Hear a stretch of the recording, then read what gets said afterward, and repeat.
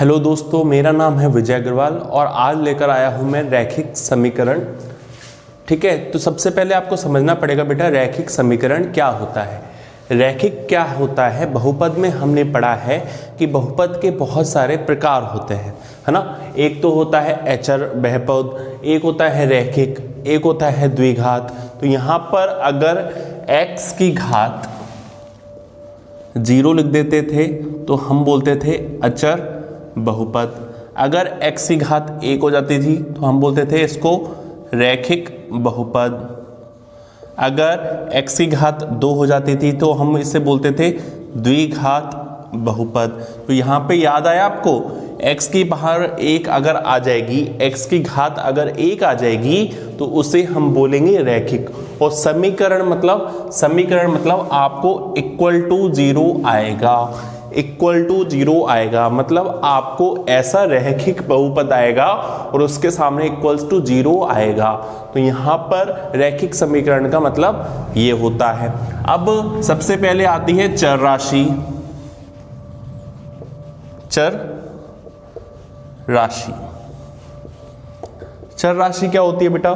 चर राशि वो राशि होती है जिसका मान जो है वो बदलता रहता है। जैसे मान लो मैंने एग्जांपल दिया, आपने क्वेश्चन नंबर 1 सॉल्व किया, उसमें x का मान 2 आया।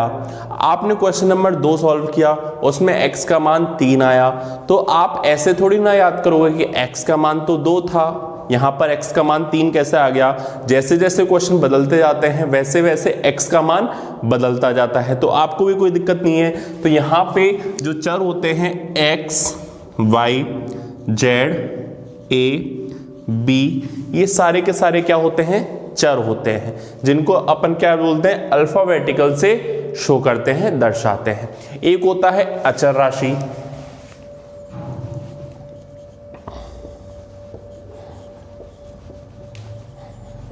अचर राशि वो राशि होती है जिनका मान कभी भी चेंज नहीं होता है, कभी भी नहीं बदलता है, वो हमेशा फिक्स रहती है। जैसे मान लो मैंने लिख दिया 2, अब जो 2 है वो हमेशा ही 2 रहेगा, भले क्वेश्चन नंबर 1 हो तो भी 2 है, क्वेश्चन नंबर 2 हो तो भी 2 है, क्वेश्चन नंबर 3 है तो भी 2 है। तो इसकी वैल्यू बदली नहीं, इसका मान बदला नहीं। मैंने लिख दिया 3, 2/2 3, ये भी क्या है? अचर राशि है। मैंने लिख दिया पाई भी क्या है? अचर राशि है, क्योंकि इसका जो मान है वो 3.14 होता है। तो ये हो गई एक अचर राशि, ये हो गई एक चर राशि। अब आपको मान लो मैंने लिखा एक चर वाली रैखिक समीकरण।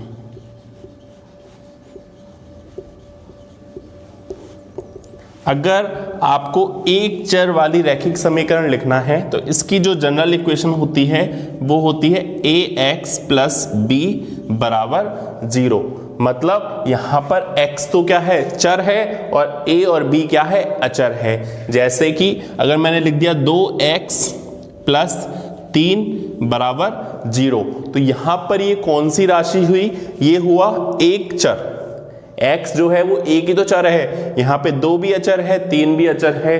तो यहाँ पर एक चर वाली रैखिक समीकरण हो गया। क्योंकि रैखिक क्यों हुआ? क्योंकि x की घात कितनी है? 1। अगर मान लो अगली हेडिंग ले, 2 चर वाली रैखिक समीकरण। 2 चर वाली रैखिक समीकरण।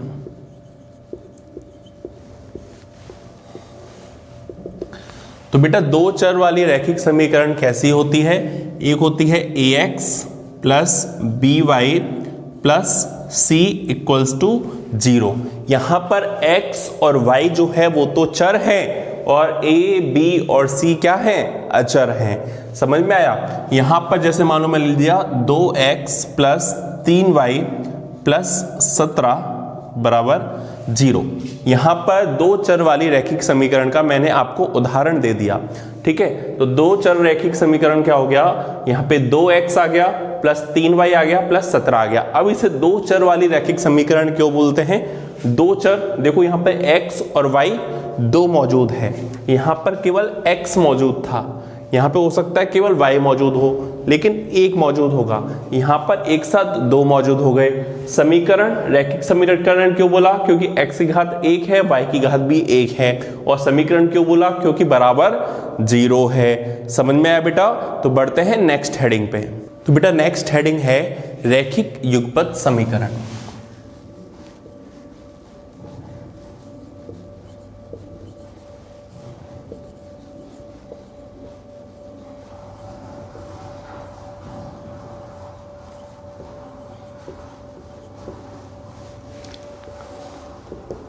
रैखिक युगपद समीकरण। मान लो आपको दो समीकरण दे दिए, a1x plus b1y plus c1 बराबर 0 और a2x plus b2y plus c2 बराबर 0। यहाँ पर दो समीकरण बता दिया और आपको बताना है कि इन दोनों समीकरणों के हल के बारे में हम क्या कह सकते हैं। इन दोनों समीकरणों को हम केवल देखकर बिना इसको सॉल्व करे हम इनके सॉल्यूशन, इनके हलों के बारे में हम क्या कह सकते हैं। तो बेटा पहला आता है, यदि a1 बटा a2 नॉट बराबर b1 बटा b2 हो जाए, यदि a1 बटा a2 not equals to b1 बटा b2 आ जाए, तो इसका मतलब क्या है? रेखाएं प्रतिच्छेद करेगी, अद्वितीय हल आएगा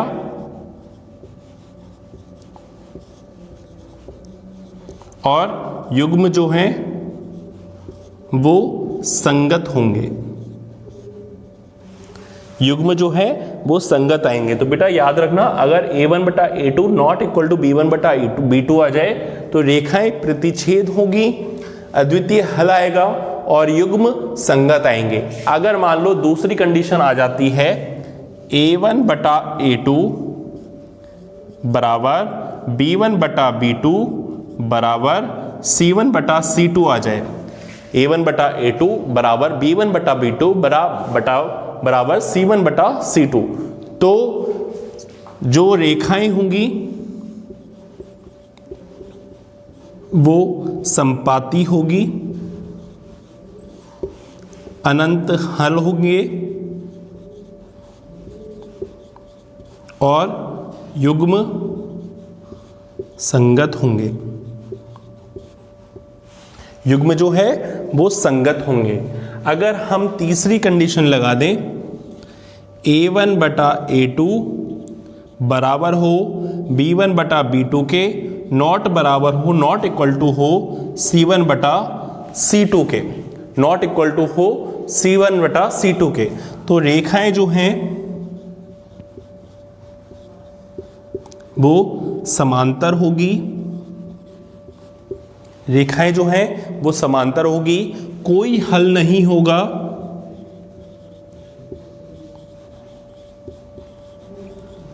कोई हल नहीं होगा और युग्म जो होंगे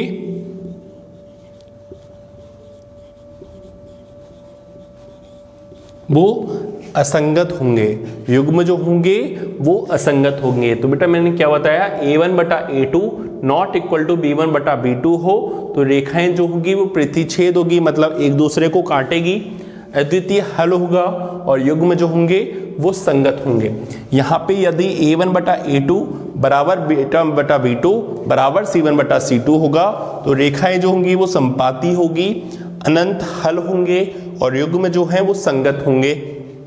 यदि a1 बटा a2 बराबर b1 बटा b2 not equals to c1 बटा c2 आ जाए तो रेखाएं क्या होंगी, समांतर होगी, इसका कोई भी हल नहीं होगा और युग्म जो होंगे वो असंगत होंगे। अब इनके ऊपर क्वेश्चन कैसे आते हैं एक बार मैं आपको वो दिखाता हूं। मान लो मैंने पहला क्वेश्चन लिखा 2x प्लस 3y बराबर 7 और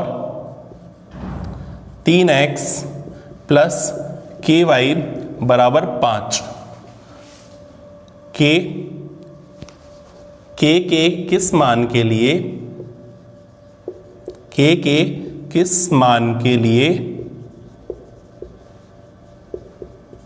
अद्वितीय हल होगा।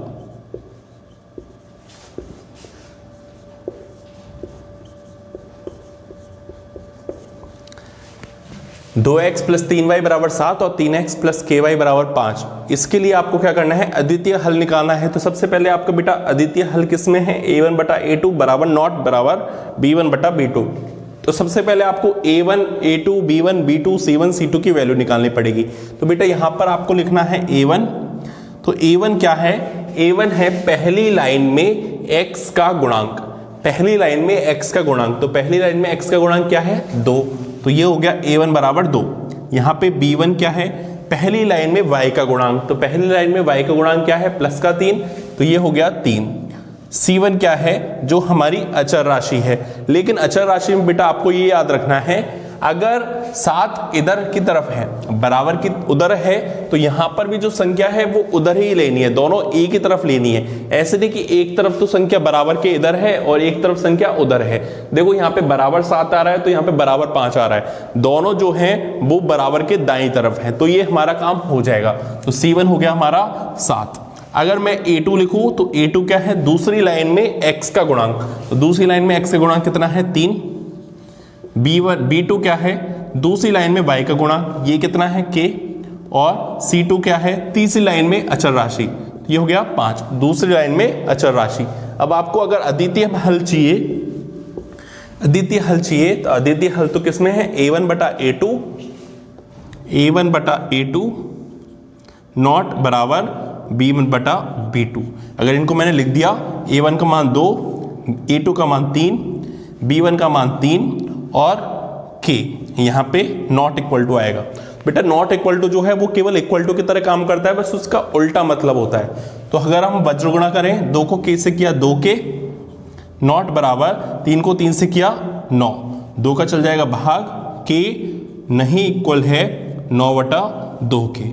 तो बेटा k का मान कितना आ जाएगा, 9 बटा 2 नहीं आएगा। इसको हमको ऐसे वाले ऑप्शन को सही करना है। देखें और क्वेश्चन, चलो देखते हैं। तो बेटा दूसरा क्वेश्चन है, k के किस मान के लिए 2x प्लस के वाई प्लस 4 बराबर 0 तथा 4x प्लस 6y बराबर प्लस 8 बराबर 0 के अनंत हल होंगे। तो बेटा हमको सबसे पहले ढूंढना है अनंत हल कहाँ पर है। अनंत हल यहाँ पर है, मतलब a1 बटा a2 बराबर b1 बटा b2 बराबर c1 बटा c2 होना चाहिए। तो वो तो हम बाद में निकालेंगे, पहले a1 a2 b1 b2 c1 c2 के मान निकालेंगे। तो a1 बेटा कितना आएगा, a1 आएगा x के साथ क्या है 2, b1 क्या है, b1 आएगा k और c1 क्या आएगा आपका 4। ठीक है, पहली लाइन में x का गुणांक हो गया a1, दूसरी लाइन में पहली लाइन में y का गुणांक जो हो गया वो हो गया b1 और जो अचर राशि है वो हो गया हमारा 4। यहाँ पे a2 अगर निकालें तो a2 कितना है बेटा 4, b2 कितना हो गया, ये हो गया 6 और c2 कितना हो गया आपका 8। ठीक है, अगर मुझे a1 बटा a2 बराबर b1 बटा b2 बराबर c1 बटा c2 चाहिए, तो देखो 2 बटा 4 बराबर k बटा 6 बराबर 4 बटा 8 होगा। तो अगर आपको k का मान निकालना है तो या तो 2 समीकरण ये लो या फिर इन दोनों को लो, कोई भी ले सकते हो जिससे आपको ज़्यादा आसान हो। तो हम केवल ये दोनों लेते हैं, आप भूल जाओ वो नंबर भी है, तो मैं केवल इनको ले रहा हूँ। 2 बटा 4 बराबर k बटा 6, वज्रगुणा k को 4 से किया 4k, 2 को 6 से किया 6 दूनी 12, 4 का भाग लग जाएगा, k बराबर कितना आ जाएगा 3। समझ में आया बच्चों। तो अब हम इनको सॉल्व करने की विधि सीखेंगे कि जो रैखिक युगपत समीकरण होते हैं इनको हल करने की कौन कौन सी विधि होती है। तो बेटा अब हम देखेंगे इनको हल करने की विधि। तो रैखिक युगपत समीकरण को हल करने की विधि, रैखिक युगपत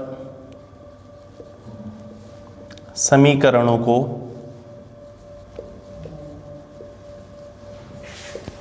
हल करने की विधि।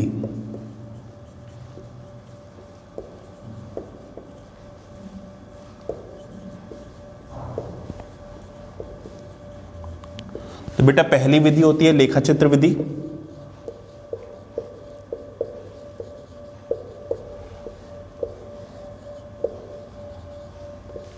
दूसरी होती है प्रतिस्थापन विधि,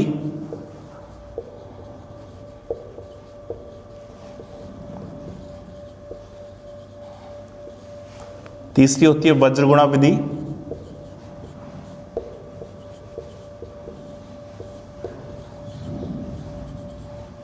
और चौथी होती है विलोपन विधि।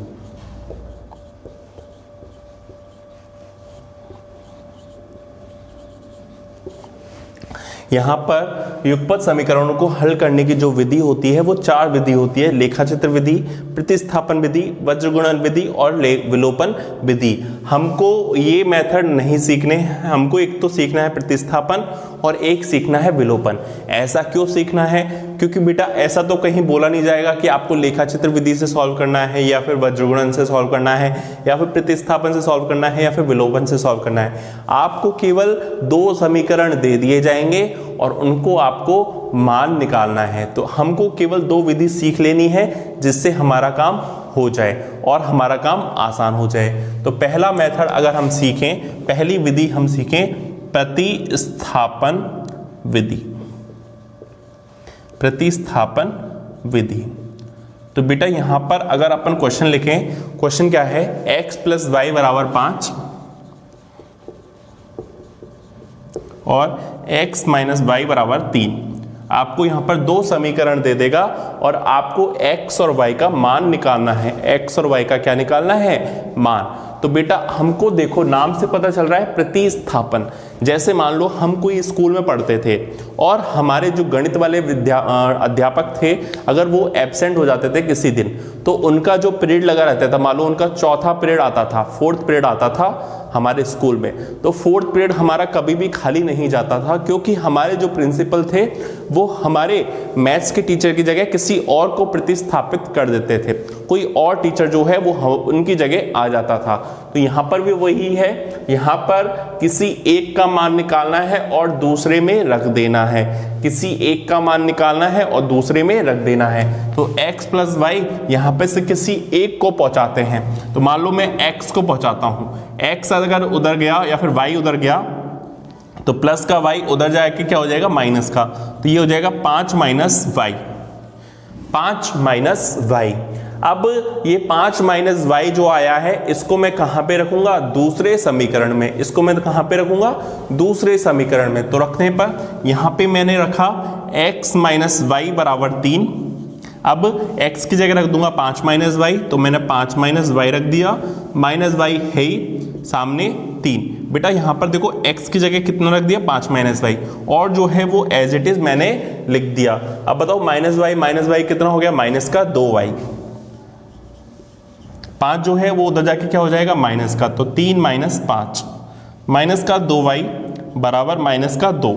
जो -2 है वो नीचे जाएगा, y बराबर -2 - -2 कितना आ जाएगा? 1। तो y का मान कितना निकल के आ गया? 1। अब जो y का मान निकाल के आया है उसको मेरे को कहाँ पे रखना है? जहाँ पे मैंने प्रतिस्थापित स्टार्ट किया था, शुरुआत की थी। तो मुझे y की वैल्यू 1 जो है वो इस ब्रैकेट में रख देनी है। रखिए x बराबर 5 माइनस y का मान 1, 5 - 1, तो x बराबर कितना आ गया बेटा? 4। x बराबर कितना आ गया? 4। x का मान आ गया 4 और y का मान 1। ये आ गया हमारा प्रतिस्थापन विधि से हम इसको मान निकाल सकते हैं कि किसी एक से हमने मान निकाला और उसको हमने दूसरे में रख दिया। बहुत इजी है, बहुत आसान है। और अगर ये एमसीक्यू में आता है तो ये तो और भी आसान है। हमको क्या करना है? हमको ऑप्शन में किसी ना किसी ऑप्शन में मिल जाएगा कि x बराबर 4 और y बराबर 1। हम क्या करेंगे? दोनों समीकरणों में इसके रख के देख लेंगे। जैसे मान लो मैंने x का मान 4 रखा, y का मान 1 रखा, 4 + 1 कितना होता है? 5। ये 5 होता है ना। ऐसे मान लो मैंने यहाँ पे 4 और 1 रखा, 4 - 1, 4 - 1 कितना हुआ? 3। तो ये दोनों समीकरणों को क्या कर रहा है? सेटिस्फाइड कर रहा है। इसका मतलब हमको समझ में आ गया, ये इसका एक सॉल्यूशन है। बढ़ते हैं हम अगली विधि पर। तो बेटा अगला जो विधि है वो है विलोपन विधि। विलोपन विधि,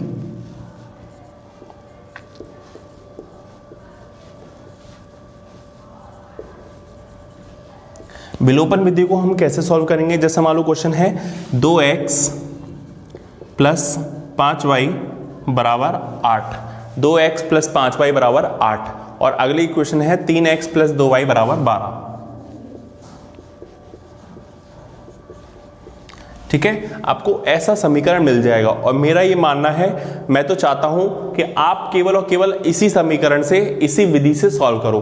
आपको क्या करना है बेटा, x के साथ देखना है 2, यहां पे x के साथ कितना है 3, यहां पर 3 है तो ऊपर वाली इक्वेशन को, ऊपर वाले समीकरण को 3 से गुणा कर दो, और यहां पर 2 है तो नीचे वाले समीकरण को 2 से गुणा कर दो।